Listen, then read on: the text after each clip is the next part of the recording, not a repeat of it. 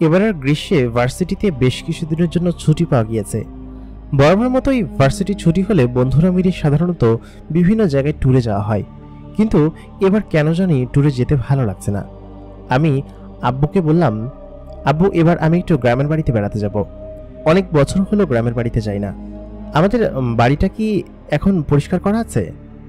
আব্বু তখন বললেন, তা তো বেশ ভালো কথা, গ্রামে যাওয়ার জন্য মনোনিবেশ করেছিস, ভালোই লাগলো শুনে। গ্রামগঞ্জেতেও তুই আর যাস না, তোকে এক প্রকার জোর করে ধরে নিয়ে যেতে হয়। জন্ম হয়েছে এখানে, বেড়ে ওঠা এখানে, গ্রামে যাবি বা কিসের জন্য? তখন আমি বললাম, সেটা কথা না আব্বু, মূলত হচ্ছে আমার গ্রাম এতদিন ভালো লাগতো না, কিন্তু এখন ভালো লাগে। এখন আমি বড় হয়েছি, ভার্সিটিতে উঠেছি, আর আমার একটু সেমিস্টার ব্রেক পড়েছে।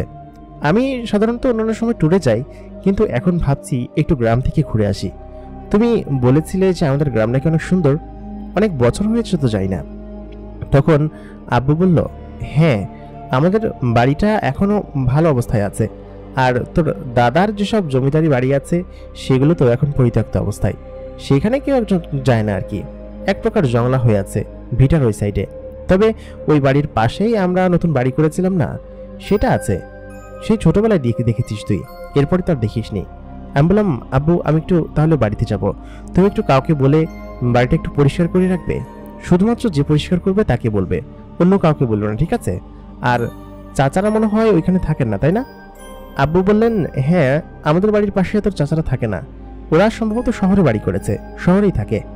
তারপর আমি বললাম, আচ্ছা ঠিক আছে, তাহলে আমি আজকে রাতেই রওনা দিব। আব্বু জানালেন, আজকেই যাবি? এত তাড়া কিসের? একটু সময় দিয়ে পরিষ্কার কর, আর সবকিছু গোছাক, একটু গোছানোর তো দরকার আছে, তাই না? তারপর আমি আব্বুকে বললাম, না না আব্বু, আমার আর ভালো লাগছে না শহরে, আসলে কি বলবো। তখন আব্বু বলল কি, আচ্ছা ঠিক আছে, তুই যেমনটা ভালো মনে করিস। রুমে যাওয়ার পর আমার বান্ধবী অদিতি ফোন দিল। ফোন দেওয়ার পর বলল, কি রে, তুই নাকি ট্যুরে যাবি না বলেছিস সবাইকে? আমি বললাম, হ্যাঁ, ট্যুরে যাব না, এবার আমি একটু গ্রামে যাব। গ্রাম ঘুরতে আমার ভালো লাগে, আমি বহু বছর গ্রামে যাই না, এখন গ্রাম একটু টানছে আমাকে, একটু নিরিবিলি পরিবেশ চাই। এই শহরের পরিবেশ আমার আর সত্যিই ভালো লাগছে না। অদিতি বলল কি যে, আচ্ছা চল না আমাদের সঙ্গে, আমরা এবার হাওড়ে যাব, চল, মজা হবে। আমি বললাম, না, আজকের রাতের টিকিট কেটে আমি বাড়িতে যাচ্ছি, টিকিট অলরেডি কাটা হয়ে গিয়েছে। আমি রাতের 8টা বাজে বাসে উঠব, তারপর সকাল হলেই গ্রামে পৌঁছে যাব। তোরা যা, এবার আমি যাব না। তাই বলে আমি ফোনটা কেটে দিলাম, কেটে দিয়ে বন্ধ করে রাখলাম, কারণ আমি জানি এরা ফোন দিতে থাকলে ফোন দিতেই থাকবে। আগামীকাল পৌঁছানোর আগ পর্যন্ত ফোন খুলব না। তারপর আমি রাত্রেবেলা বাসে উঠে ঘুমিয়ে পড়লাম, এবং পরের দিন সকালবেলা যখন আমার ঘুম ভাঙল, আমি চারিদিকের পরিবেশ দেখে সত্যিই হতভম্ব।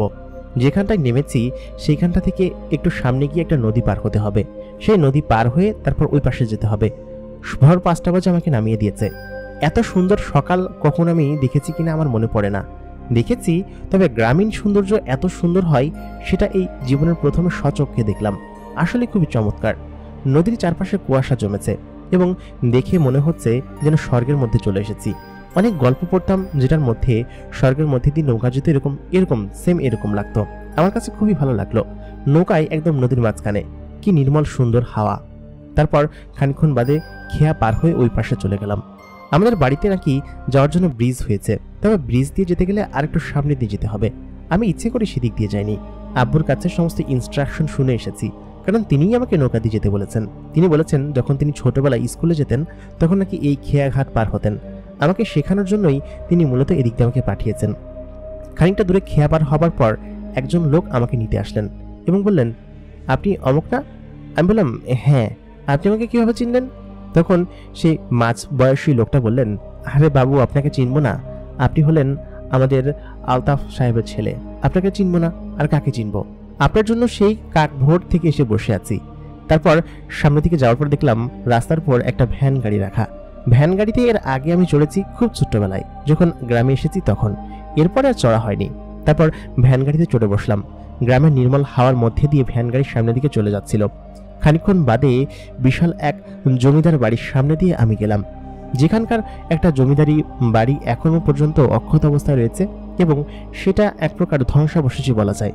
তারপর সেই লোকটা আমাকে বলতে লাগলেন, বাবু, এটা হচ্ছে আপনার দাদা জানের বাড়ি, এবং এখানে আগে আপনার আব্বারা থাকতেন।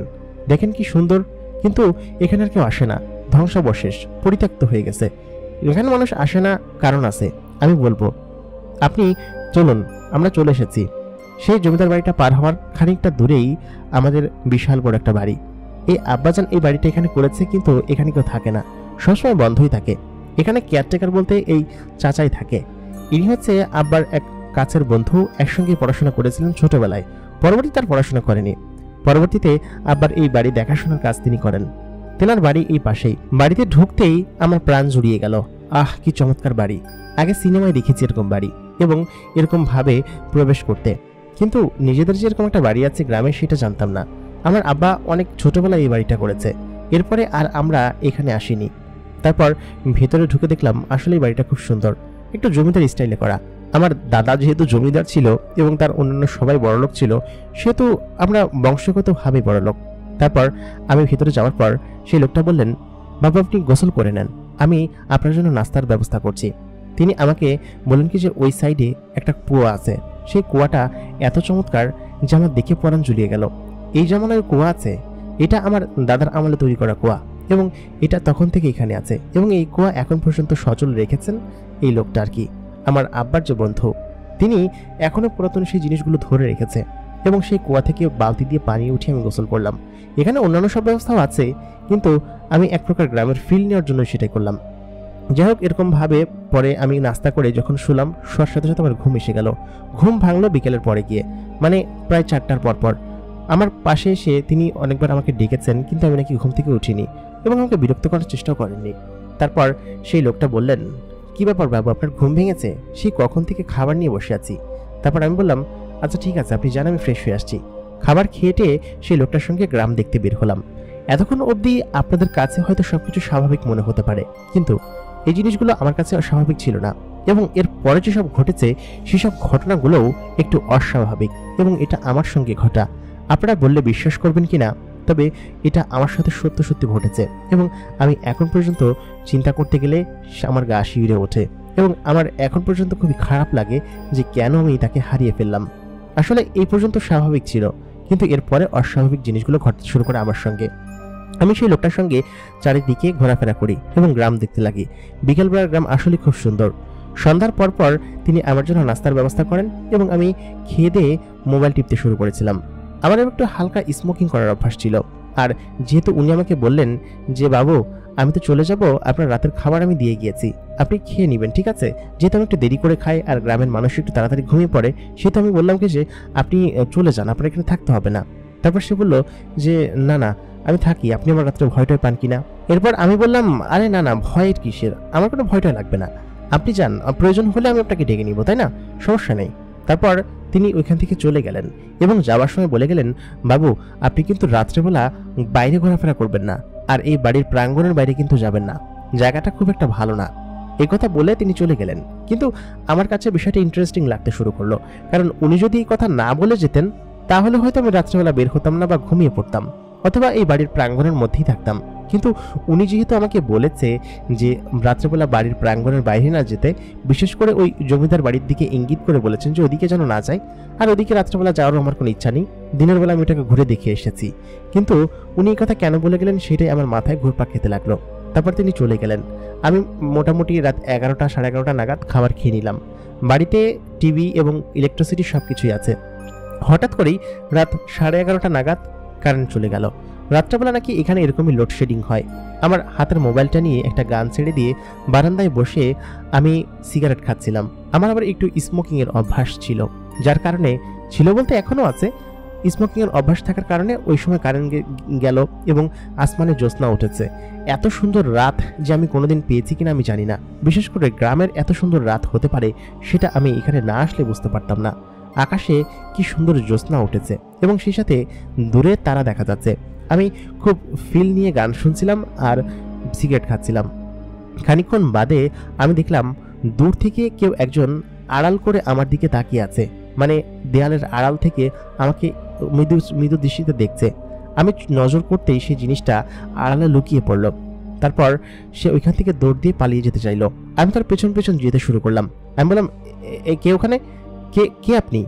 তবে এতটুকু বোঝা গেল যে সেটা একটা মেয়ে মানুষ এবং তিনি আমাকে দেখে ওইখান থেকে পালিয়েছে আর কি। তখন রাত বেশি হবে না, 11:30টার একটু বেশি হবে। আমি এই কথা বলার পর সে দৌড়ে ওইখান থেকে পালিয়ে গেল। তারপর আমি যখন তার পিছু নিলাম, দেখলাম একটা মেয়ে দৌড়ে সে রাজবাড়ির ওইদিকে চলে গেল। তারপর আমি তার পিছন পিছন যেতে শুরু করলাম, কারণ আমি কৌতূহল সামলাতে পারছিলাম না। একটা মেয়ে যে কিনা আমার বাড়ির প্রাঙ্গণে ঢুকেছে এবং আমাকে এতক্ষণ দেখছিল, বিষয়টা আসলে অস্বাভাবিক না? আমার কাছে কেমন কেমন লাগছিল। আসলে মেয়েটা কেন আমাকে দেখছিল সেটা দেখার জন্য আমি তাকে ফলো করতে শুরু করলাম। বললাম, কে আপনি? আপনি কে? একটু দাঁড়ান দাঁড়ান। কিন্তু মেয়েটা কোনোভাবেই দাঁড়াচ্ছিল না। খানিকটা দূরে গিয়েই সে অন্ধকারের মধ্যে মিলিয়ে গেল, কিন্তু কোথায় গেল কিছুই বুঝতে পারলাম না। সে রাজবাড়ির ওদিকে চলে গেল। তারপর আমি ফিরে চলে আসলাম, কারণ সেদিকে যাওয়া অর্থহীন। তাকে আমি আর দেখতে পাচ্ছি না। যদি দেখতে পারতাম তাহলে তার পিছন পিছন যেতাম। আমি ওদিনকে বাড়িতে এসে তারপর শুয়ে পড়লাম আর কি। রাত প্রায় আনুমানিক 2টা কি 2:30 হবে। আমার হঠাৎ করে ঘুম ভেঙে গেল। আননোন প্লেসে আমার ভালো ঘুম হয় না। তারপর আমি উঠে যখন বসে পড়লাম, জানালা দিয়ে বাইরে জ্যোৎস্না দেখা যাচ্ছিল। আমার রুমে একটা অদ্ভুত সুঘ্রাণ মোমো করছিল আর কি। এত চমৎকার সুঘ্রাণ যে আমি আসলে পাগল হয়ে যাচ্ছিলাম। এটা কি ফুলের সুঘ্রাণ সেটা আমি ভাবতে লাগলাম, এবং আশেপাশে ফুল গাছ আছে কিনা সেটা কালকে চাচা যে আসলে আমি তার কাছে শুনবো।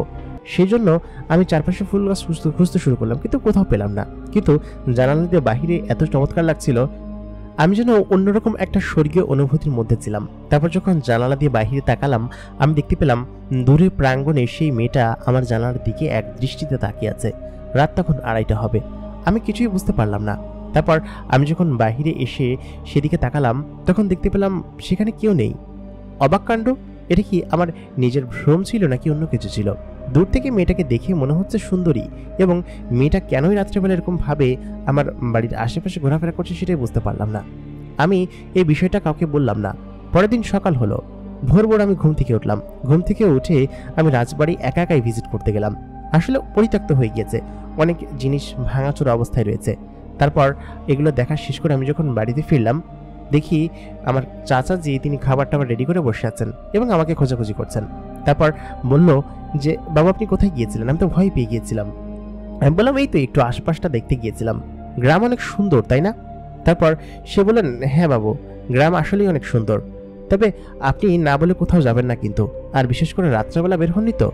আমি বললাম, না না, রাত্রেবেলা কেন বের হব, কোনো সমস্যা আছে নাকি? তিনি বললেন, না না, কোনো সমস্যা হবে না, তবে রাত্রেবেলা বের হবেন না দয়া করে, আর বিশেষ করে রাজবাড়ির দিকে যাবেন না, আসলে জায়গাটা ভালো না তো।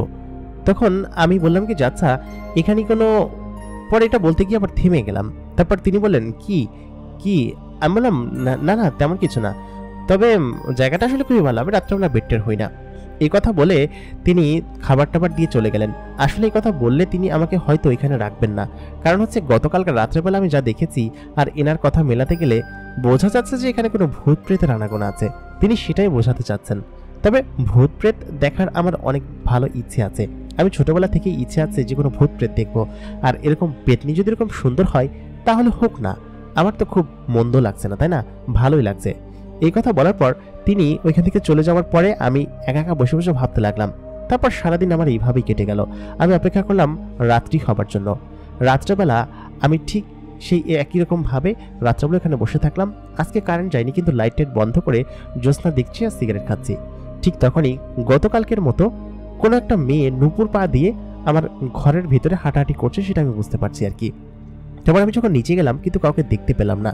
তারপর আমি যখন উপরে উঠে আসলাম, দেখলাম কি যে কেউ আড়াল থেকে আমাকে আবার দেখছে এবং টেনে টেনে আমার দিকে তাকাচ্ছে, এবং আমার বুঝতে একটুও বাকি রইল না এটা গতকালকের সেই মেয়েটা।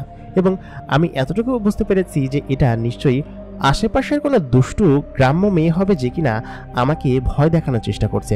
এবং ভূত প্রেত বলে যে কিছু হয় না সেটা আমি বিশ্বাস করি, কারণ ভূত প্রেত শুধুমাত্র মানুষের তৈরি, এবং এটা যে আশেপাশের কোনো মেয়ে সেটা আমি বুঝতে পারছি খুব দিব্যি। কারণ হচ্ছে আমার চাচাজি বলেছে যে গ্রামে কিছু দুষ্টু মেয়ে আছে যারা কিনা শয়তানি করবে, তাদের সঙ্গে কিন্তু কোনোভাবে কথা বলবে না, তিনি এরকমটাই বলেছেন। কিন্তু রাতের ব্যাপারে যেটা সতর্ক করেছেন সেটা আমার কাছে এক প্রকার ভোগাসি মনে হয়েছে। তবে আমার মনে হয়েছে যে সেই মেয়েটাই হয়তো আমার সঙ্গে দুষ্টমি করছে, কারণ আমি দেখতে হ্যান্ডসাম, বড়লোকের ছেলে, আবার এক প্রকার জমিদারের ছেলে, আমার ওপর যদি লাইন মারা যায় বিষয়টা তো ভালোই হয়, তাই না? আমি এরকমটা ভেবে হা হা করে হাসি ফেললাম, কারণ সে এমনটা তো স্বাভাবিক না, এবং আমি এমনি এমনি হাসতে লাগলাম। তারপর আমি সেই মেয়েটাকে আবার বলতে লাগলাম, এই কে কে আপনি আপনি কে ওখানে? তারপর আমি এক প্রকার দৌড়েই আজকে ধরতে গেলাম। প্রায় তার কাছাকাছি পৌঁছে গেলাম। সে দৌড়ে এক প্রকার রাজবাড়ির ভিতরে ঢুকে গেল। আমি তার পেছন পেছন গেলাম। গিয়ে আমি কোনো রুমে তাকে খুঁজে পেলাম না। আমার হাতে একটা টর্চ লাইট ছিল। তারপর খানিকটা দূরে গিয়ে দেখলাম এক রুম থেকে আরেক রুমে সে দৌড় মারলো, এবং সে যে একটা মেয়ে মানুষ সেটা বোঝা গেছে, এবং সে খুব সুন্দরী সেটাও আমি বুঝতে পেরেছি। কারণ আমার হাতে যে টর্চ লাইটটা ছিল, আলোয় যখন লুকাচ্ছিল তখন তার হাতে মুখে মারার সঙ্গে সঙ্গেই আমি সেটা দেখতে পেয়েছি। তারপর সেই মেয়েটাকে আমি পেছন থেকে হাতটা চেপে ধরলাম। হাত চেপে ধরার সঙ্গে সঙ্গে মেয়েটা বলল, আমাকে ছেড়ে দিন, আমি আসলে আপনার সঙ্গে দুষ্টুমি করছিলাম, আমাকে ছেড়ে দিন। আমি বুঝতে পারছিলাম যে আপনি আমার সঙ্গে দুষ্টুমি করছিলেন, কিন্তু আপনি কে বলুন তো? এই যে প্রত্যেক দিন আপনি এসে যে আমাকে এরকমভাবে দেখছেন, আপনি তো চাইলে আমার সঙ্গে কথাও বলতে পারেন। আমি একা একা থাকি, আপনি চাইলে আমার সঙ্গে আড্ডাও দিতে পারেন। রাত্রেবেলা একা একা থাকি, তারপর আড্ডা দিয়ে চলে গেলেন, সমস্যা কি? আপনার এরকমভাবে দুষ্টুমি করার তো কোনো দরকার নেই। তারপর মেয়েটা আমার দিকে ফিরল। আমি মেয়েটার চেহারার দিকে যখন লাইট মারলাম, তাকিয়ে দেখে আমি হতভম্ব হয়ে গেলাম। একদম চাঁদের মতো সুন্দরী একটা মেয়ে, একদম কোমর পর্যন্ত চুল, একটা শাড়ি পরেছে, সাদা রঙের শাড়ি, মাথায় একটা ছোট্ট তিল পরা এবং হাতে আলতা দেওয়া। এত সুন্দর লাগছে দেখতে। এত সুন্দরী মেয়ে কি এই পৃথিবীতে আছে কোথাও? আমি দেখে হতভম্ব হয়ে গেলাম, এবং সারা শহরে ঘুরেও তো এরকম মেয়ে পাওয়া যাবে না। আমি প্রথম দেখাই তার প্রেমে পড়ে গেলাম। লাভ এট ফার্স্ট সাইট বলে একটা কথা আছে না, ঠিক তেমনটাই হলো। তারপর আমি যখন তাকে বললাম যে, আপনি তো অদ্ভুত সুন্দর, আপনার বাড়ি কোথায়, আপনি কোথায় থাকেন? এই কথা বলার পর মেয়েটা খানিকটা লজ্জা পেয়ে আমাকে বলল, আমার হাত ছাড়ুন। তারপর সে হাতটা ছাড়িয়ে একটা দৌড় মারল। আমি যেন সেখানেই বরফের মতো জমে গিয়েছিলাম, কারণ এত সুন্দরী মেয়ে আমি আমার জীবনে কোনোদিন দেখিনি। এবং শহরে থেকেছি বহু বছর, সাধারণত মেকআপ করেও মানুষ এত সুন্দর হতে পারে না, কিন্তু এই মেয়েটা ন্যাচারালি এত সুন্দর, আমার যেন একদম মাথা হেড হয়ে যাচ্ছিল। তারপর আমি ওইখান থেকে চলে আসলাম আমার নিজের রুমে। নিজের রুমে এসে আমি বসেছিলাম কতক্ষণ জানি না। সেই মেয়েটার প্রতিচ্ছবি আমার চেহারায় ভাসছিল। বসে বসে প্রায় 5-6টা সিগারেট শেষ করে ফেললাম। তারপর ঘুমাতে গেলাম, এবং তার ড্রেস যেন আমার কোনোভাবেই কাটছিল না। এপাশ ওপাশ করছিলাম, তার চেহারা আমার চোখে ভাসছিল শুধু। তারপর কোন ফাঁকে ঘুমিয়ে পড়েছি নিজেও বলতে পারবো না। ঘুম থেকে উঠে ঠিক ওইরকম রাত 2টা-3টা বাজে আমার রুমের মধ্যে এক অদ্ভুত ঘ্রাণ পেলাম আমি। এই ঘ্রাণটা আমি কোথায় যেন পেয়েছি। হ্যাঁ, আমার মনে পড়েছে, এই ঘ্রাণটা ওই মেয়ের শরীরটা থেকে আসছিল, এবং এরকমই ঘ্রাণ ওই মেয়ের একটা পারফিউম মেরেছিল। তাহলে কি ওই মেয়েটা এখানে এসেছে? আমি চারিদিকে খুঁজতে লাগলাম, কিন্তু কোথাও তাকে পেলাম না। তারপর যখন আমি রুমে ফিরে আসলাম, দেখলাম আমার রুম থেকে কি একজন যেন বেরিয়ে গেল। তারপর আমি বললাম, এই যে থামো থামো তুমি। আমি বুঝতে পারলাম যে এটা সেই মেয়ে, এবং আমার রুমে এসেছিল।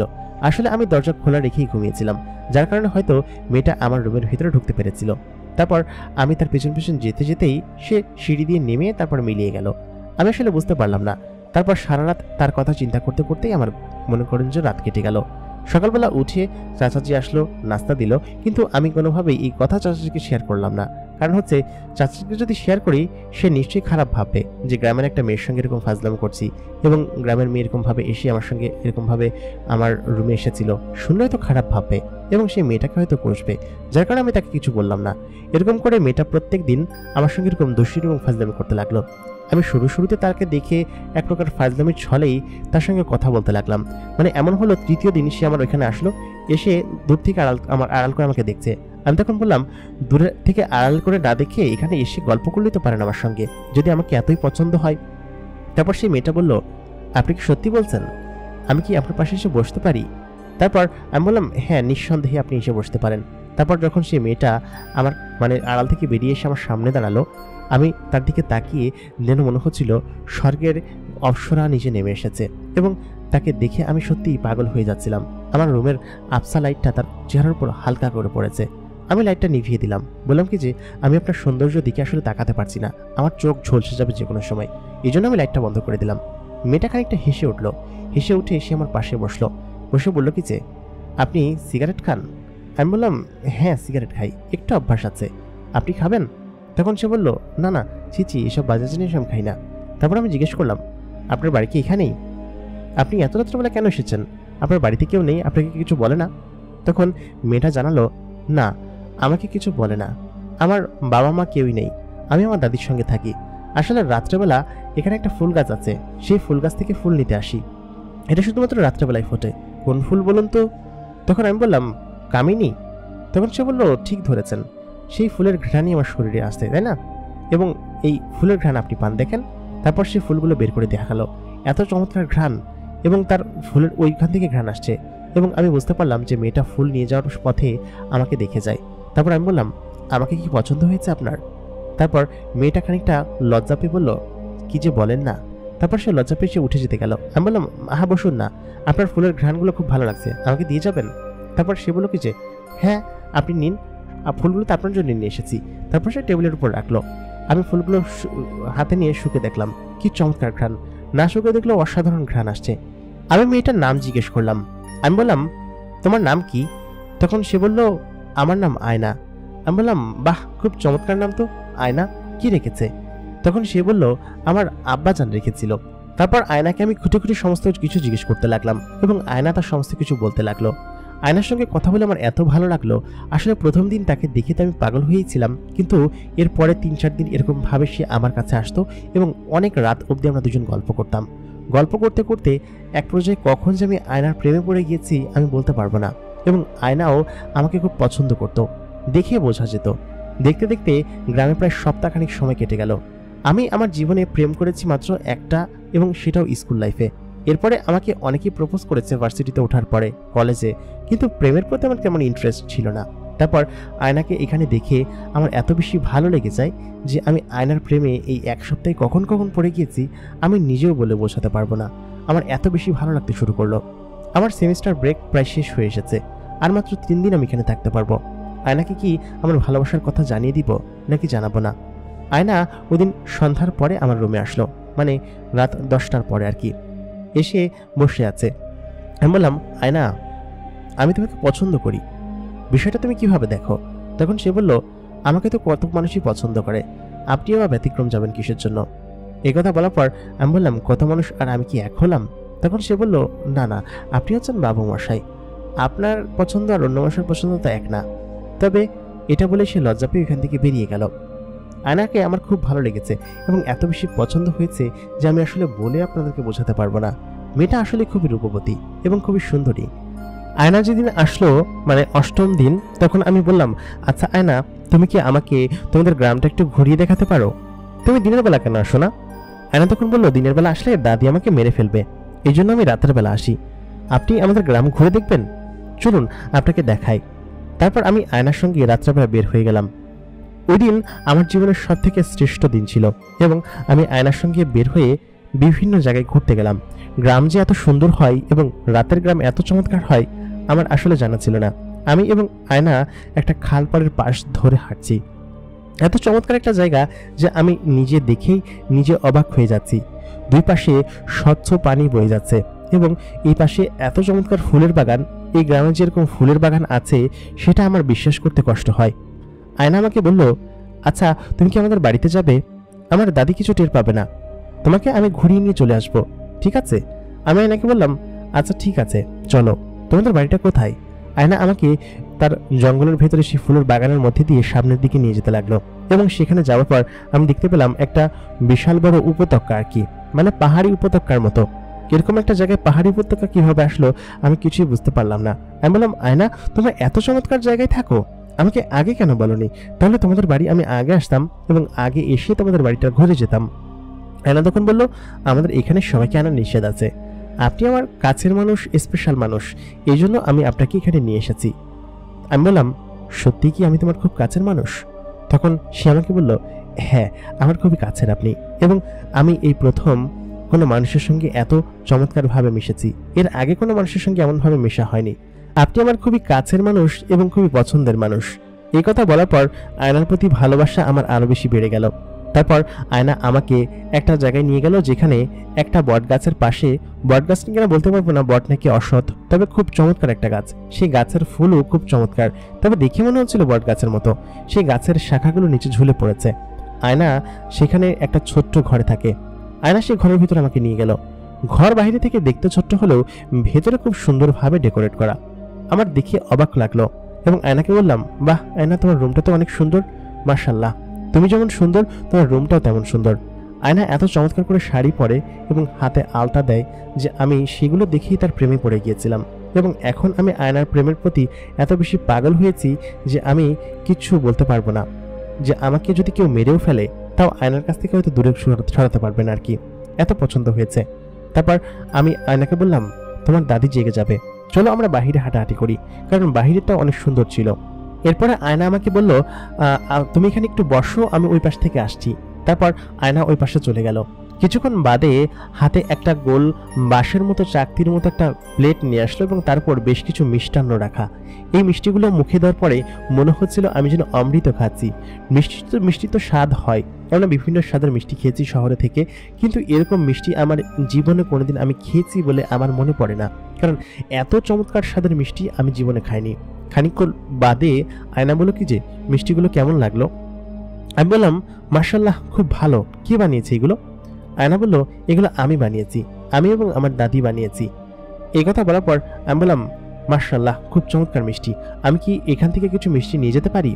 আয়না তখন বলল, যদিও আমাদের এই মিষ্টিগুলো মানুষের কাছে নেওয়ার কোনো অনুমতি নেই, তবে আপনি নিতে পারেন, সমস্যা নেই।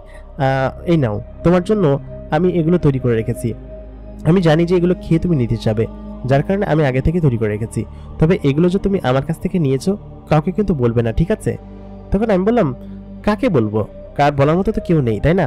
আর চলো আমরা এখন এখান থেকে যাই, আসলে অনেক রাত হয়ে গিয়েছে তো, কালকে সকালে উঠে আমার একটু শহরে কাজ আছে। তারপর আয়না বলল কি যে, আমাকে রেখে চলে যাবে তুমি? আমার আয়নাকে রেখে আসলে যেতে ভালো লাগছিল না, কিন্তু প্রায় 3টা সাড়ে 3টা বেজে গেছে। আমি মোবাইলটা বের করে আয়নাকে বললাম, আয়না চলো বাহিরে যাই। তারপর আয়না এবং আমি বাহিরে আসলাম। আমরা দুজন বাহিরে এসে একটা সুন্দর জায়গায় বসলাম। তখন চাঁদ প্রায় ডুবে যেতে বসেছে। আয়না এবং আমি বসে আছি। আমি কি আয়নাকে বলে দিব যে আমি তাকে পছন্দ করি, তাকে ভালোবাসি? এখনই হয়তো খুব চমৎকার সময় তাকে বলার, এরপরে যদি আর এরকম সুযোগ না হয়। তারপর আমি আয়নার হাত ধরলাম, হাত ধরে বললাম, আয়না, আমি তোমাকে একটা কথা বলতে চাই। আয়না বলল কি যে, আপনি কি বলবেন আমি জানি, আমার হাত ধরা দেখে আমি বুঝে ফেলেছি আপনি আমাকে পছন্দ করেন, আমাকে ভালোবাসেন, সেটাই তো আমাকে বলবেন। তারপর আমি বললাম, তুমি কিভাবে বুঝলে? তখন আয়না বলল, আমি জানি, আমি সবই জানি। আপনি সেদিন রাত্রেবেলা যখন বলছিলেন তখন আমি শুনে ফেলেছিলাম যে আপনি আমাকে ভালোবাসেন, এবং সেদিন রাতে আপনি আমার একটা ছবি তুলেছিলেন না, সেই ছবিটা দেখছিলেন। আমি সবকিছু দেখেছি এবং আমি সবকিছুই জানি। আমি জানি আপনি আমাকে পছন্দ করেন এবং আমাকে ভালোবাসেন, কিন্তু আমি আপনাকে সেই কথা এখন জানাতে পারছি না যে আমি আপনার ভালোবাসা গ্রহণ করতে পারবো কিনা। কারণ হচ্ছে আপনি বড় লোকের ছেলে আর আমি সাধারণ একজন গরিবের, আমার বাবা মা নেই, আমি একজন এতিম। আমি আসলে বুঝতে পারছি না কি করব। তখন আমি বললাম, আহা, তুমি এরকম ভাবে কেন ভাবছো? তুমি এতিম, তুমি অনেক ভালো এবং সুন্দরী একটা মেয়ে। আমি জানি যে আমি তোমাকে ভালোবাসি এবং সারা জীবন সুখে রাখবো, এটাই কি যথেষ্ট নয়? আয়না তখন বলল, আপনি অনেক কিছুই জানেন না, অনেক কিছু জানেন না বলেই এমনটা বলছেন। যদি জেনে যান তাহলে হয়তো আর এমনটা বলবেন না, আপনি আমাকে তখন ছেড়ে চলে যাবেন। আমি তখন বললাম, কি এমন সমস্যা যে তোমাকে ছেড়ে চলে যেতে হবে? আমি তোমাকে ভীষণ ভালোবাসি, তোমাকে অনেক পছন্দ করি। আয়না তখন বলল, এই মাত্র 7-8 দিনের ঘোরাঘুরিতেই আমাকে পছন্দ করে ফেলেছেন, আমাকে এত বেশি ভালোবাসেন, আমার জন্য আপনি সবকিছু করতে রাজি আছেন, আপনি কি আমাকে ছেড়ে চলে আসতে পারবেন? এই কথা বলার পর আমি খানিকটা চুপ হয়ে গেলাম। কারণ হচ্ছে আমার যে বিশাল সাম্রাজ্য, বিশাল এক দুনিয়া আমি এত বছরে তৈরি করেছি, সামান্য একটা গ্রামের মেয়ের জন্য আমি ছেড়ে চলে আসবো? আমি এটা ভাবতে লাগলাম। তারপর আয়না বলল কি যে, আপনি কি ভাবছেন সেটা আমি বলতে পারবো। আপনি ভাবছেন যে আপনার এত বড়লোকি, এত জিনিস, এত সম্পত্তি, এত কিছু ছেড়ে একটা সামান্য গ্রামের মেয়ের কাছে চলে আসবো, এটা? তারপর আয়না ওখান থেকে উঠে চলে যেতে গেল। আমি তার হাত ধরে বললাম কি যে, আমি যদি সত্যি সত্যি চলে আসি তাহলে কি তুমি আমাকে বিয়ে করবে, আমাকে ভালোবাসবে? আয়না তখন বলল, নিঃসন্দেহে আমি তোমাকে ভালোবাসবো এবং তুমি আমার ভালোবাসায় পাশ করে গিয়েছো।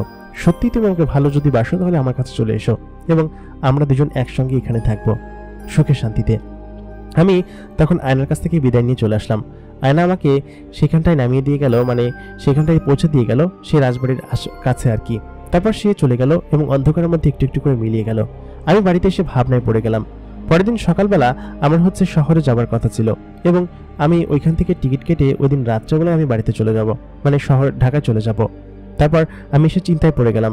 আমি জানি আজকে রাত্রেবেলা আয়নার সঙ্গে আমার দেখা হবে না, কিন্তু কেন জানি না আমার আয়নার দিকে খুব বেশি মনোযোগ টানছে। তারপর আমি বাড়িতে এসে চাচাজিকে জিজ্ঞেস করলাম, চাচাজি সকালবেলার বাস কয়টায়? আমি আজকেই ঢাকা চলে যাব এবং ঢাকা গিয়ে আমি কয়েকদিন পরে আবার আসবো। তারপর সে বলল কি যে, এই তো 10টার পরে পাওয়া যাবে। কিন্তু বাবু, আপনি কি রাত্রেবেলা যাবেন? তাহলে এখনই কেন যাচ্ছেন? আমি বললাম, আসলে একটু কাজ পড়ে গিয়েছে তো, তবে আমি কয়েকদিন পরে আবার আসবো এবং একটা কাজ আছে, সেই কাজটা আমি শেষ করে তারপর এখান থেকে যাব, বুঝতে পেরেছো? তারপর সে বলল কি যে, হ্যাঁ বাবা, বুঝতে পেরেছি, তাহলে আমি কি টিকিট কেটে নিয়ে আসবো?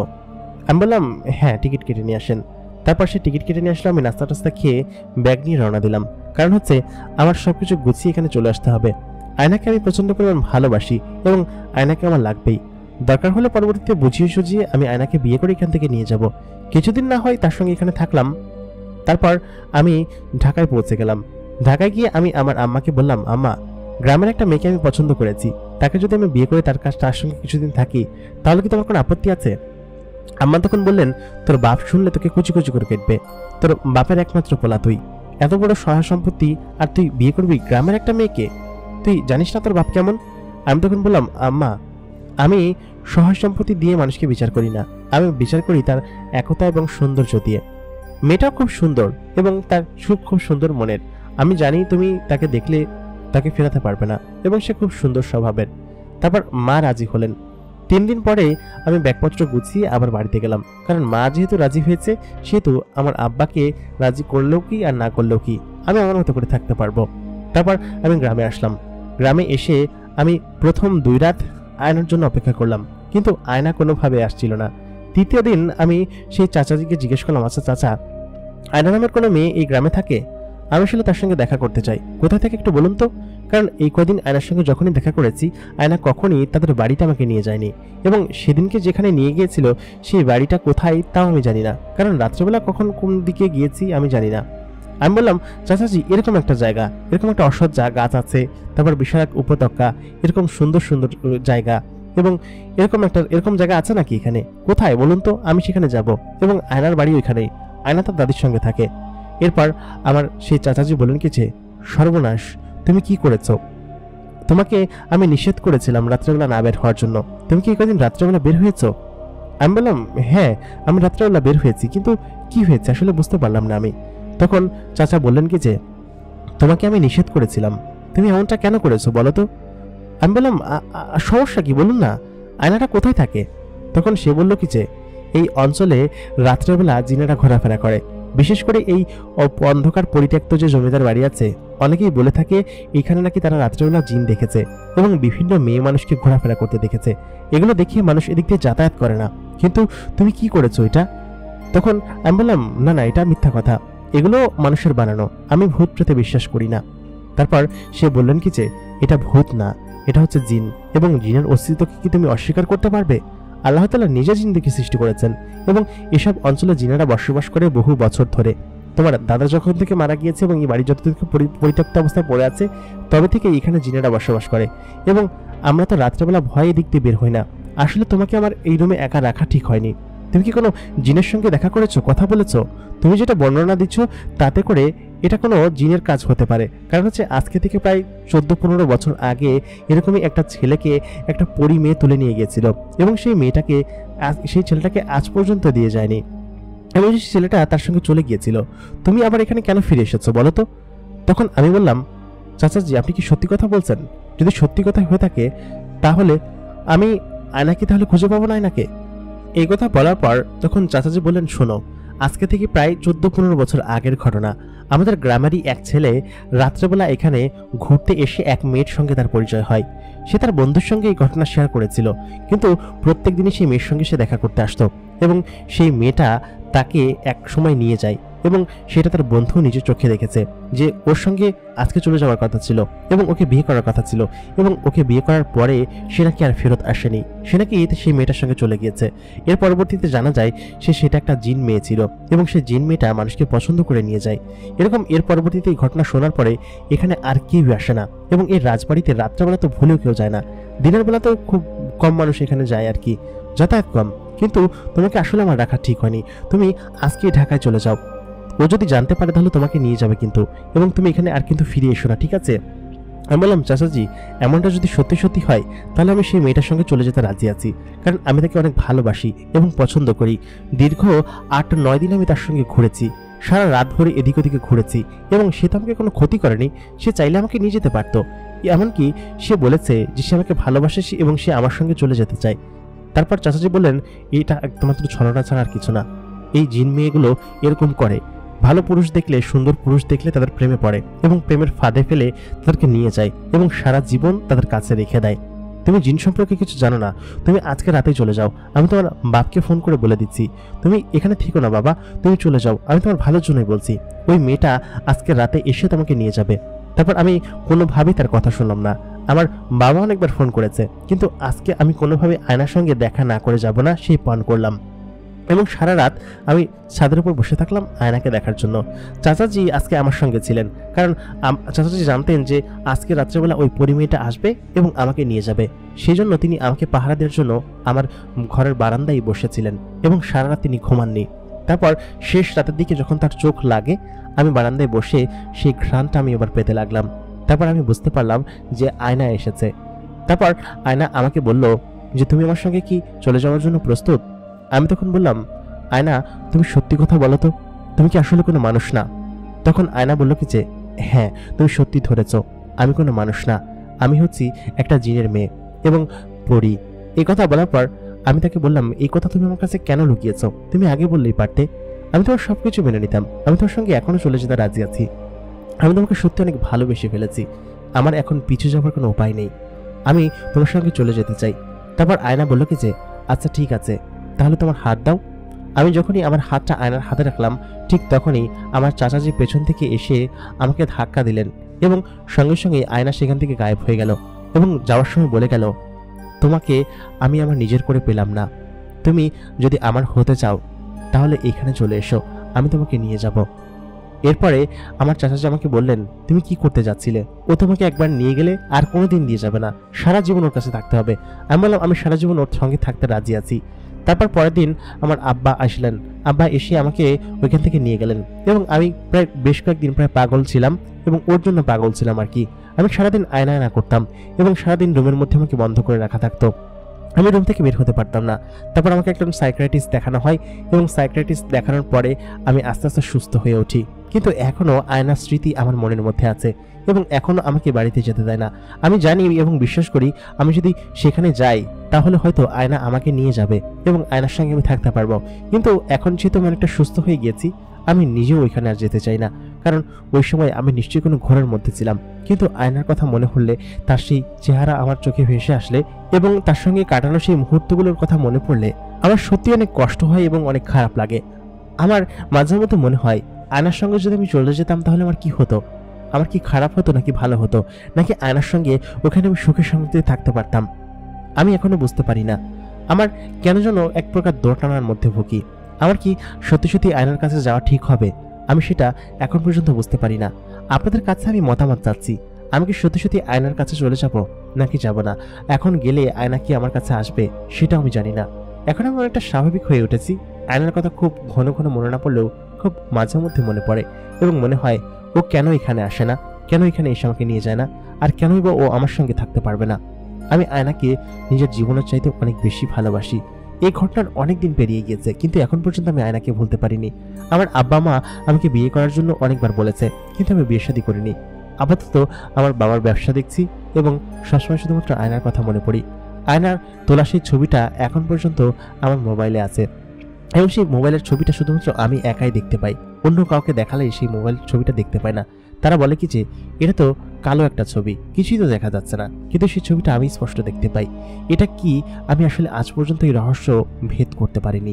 প্রিয় দর্শক, আমাদের আজকের ঘটনাটি আপনাদের কাছে কেমন লাগলো কমেন্ট করে জানাতে ভুলবেন না। আপনাদের কাছে যদি কোনো ঘটনা থাকে আমাদেরকে ইমেল করে জানাতে পারেন, আমাদের ইমেলের ঠিকানা ভিডিও ডেসক্রিপশনে পেয়ে যাবেন। এতক্ষণ কণ্ঠে আমি আরজে ইমরান আপনাদের সঙ্গে ছিলাম এবং আপনারা শুনছেন দ্য মেগা বক্স। আপনারা যদি আমাদের চ্যানেলকে সাপোর্ট না করে থাকেন তাহলে কিন্তু এর পরবর্তীতে আমি ভিডিও কিন্তু আর দিব না, সেহেতু আপনারা বেশি বেশি করে কমেন্ট, সাবস্ক্রাইব, লাইক, শেয়ার করবেন এবং আমাদেরকে বেশি বেশি করে সাপোর্ট করবেন। দেখা হবে পরবর্তী এপিসোডে নতুন করে জীবনের ঘটনা নিয়ে। ততক্ষণ পর্যন্ত ভালো থাকবেন, সুস্থ থাকবেন। খোদা হাফেজ।